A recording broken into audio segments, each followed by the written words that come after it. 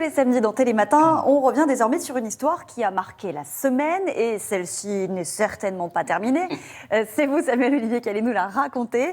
Loin des terrains de foot, la fratrie Pogba se déchire sur les réseaux sociaux, peut-être bientôt devant la justice. Quelle histoire invraisemblable, franchement, j'aurais jamais imaginé vous la raconter. À chaque jour, son information. La dernière, c'était hier, information judiciaire ouverte. Les investigations ont été confiées à 2 juges d'instruction. Mais comment en est-on arrivé là? Tout a commencé samedi dernier et ça a commencé comme ça. Salut à tous, ici Mathias Pogba. Je vous fais l'annonce que bientôt je vais faire de grandes révélations à propos de mon frère Paul Pogba. Je pense que ce que j'ai à dire risque d'intéresser beaucoup de monde. D'ailleurs, je vous parlerai aussi de choses très importantes à propos de Kylian Mbappé, la star du football mondial. Cet homme au discours menaçant, mais assez peu compréhensible sur le coup, c'est Mathias Pogba. Vous voulez que je vous la présente, la fratrie Pogba? Allons-y. Avec les parents, Fassou Antoine, le père, est décédé en 2017. Et Yeo Moriba, elle joue un rôle central dans cette famille, c'est la mère. Et les frères. Alors, on connaît tous Paul, moins certainement Mathias et Florentin, qui sont les jumeaux de 32 ans, qui sont aussi des footballeurs professionnels, mais à un moindre niveau. Et pour vous donner un peu mon expérience personnelle, je les ai fréquentés pas mal, les 3. Paul, dans le cadre du suivi de l'équipe de France, et les 2 frères dans le suivi de la Ligue 2, un championnat qu'ils ont fréquenté souvent. Florentin, jamais, lorsque je les invitais par exemple dans des émissions que je présentais, ils n'avaient parlé en mal de leur frère, ni devant, ni derrière la caméra. Donc vous n'auriez jamais pu soupçonner ce qui se passe aujourd'hui. Et pour cause, l'affaire a commencé en mars dernier.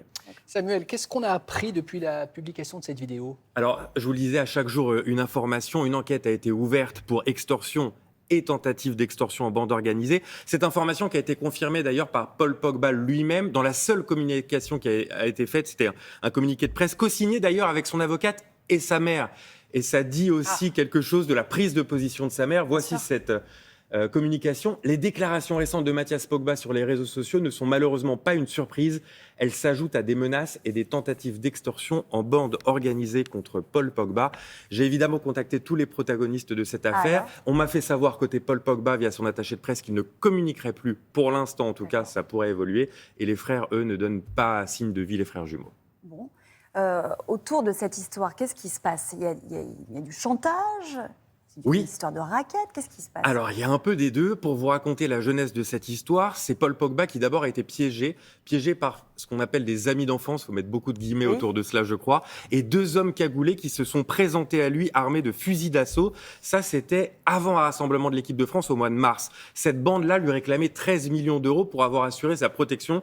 Ça fait cher la protection ces 10 dernières années. Ça s'est passé une première fois à Lagny-sur-Marne, là où vit la famille de Paul Pogba, et ça s'est reproduit à Manchester et à Turin, là où il joue, et c'est en Italie que Paul aurait reconnu son frère Mathias Pogba, et finalement il aurait consenti à donner 100 000 euros. Donc du racket, ça c'est la partie racket, mais sans doute du chantage aussi, parce que c'est là que l'affaire devient encore un peu plus surréaliste. On a entendu le nom de Kylian Mbappé tout à l'heure, mais que vient-il faire dans cette histoire? Les maîtres chanteurs menacent en fait Paul Pogba de dévoiler un enregistrement où on entendrait Paul demander à un marabout de jeter un sort à Kylian Mbappé pour qu'il soit moins performant en équipe de France et avec son club du Paris Saint-Germain. Mbappé, là, ces derniers jours, a appelé les 2 parties, les 2 frères, pour demander des explications. C'est l'affaire de la semaine, ça va sans doute durer. Il y aura des suites judiciaires sans aucun doute, mais aussi sportives, puisque nous sommes à 2 mois et demi du mondial. Bien sûr. Et ça peut avoir des conséquences, même si Paul Pogba n'est pas sûr de le disputer, il est actuellement blessé. D'accord. C'est fou. Et je crois que même la ministre des Sports a dit qu'il pourrait y avoir des répercussions assez désobligeantes, dommageables pour tous les événements. Elle espère, c'est ce qu'elle a dit, que ça n'aura pas d'influence sur l'aspect sportif. On peut compter sur Didier Deschamps qui a géré beaucoup d'affaires ces 10 dernières années. Mais peut-être pas de cette ampleur. Karim Benzema, par exemple, ça a été au moins aussi important, mais c'est vraiment très personnel à gérer. Donc, c'est une difficulté supplémentaire pour le sélectionneur des Bleus. Ça en serait bien passé, je vous le dis. Oui, c'est ça. Et donc, on rappelle, une information judiciaire a été ouverte hier. Donc, on en saura plus dans les jours qui viennent. On va peut-être se retrouver la semaine prochaine pour la suite. C'est ça. D'autres révélations, probablement. Merci beaucoup, Samuel.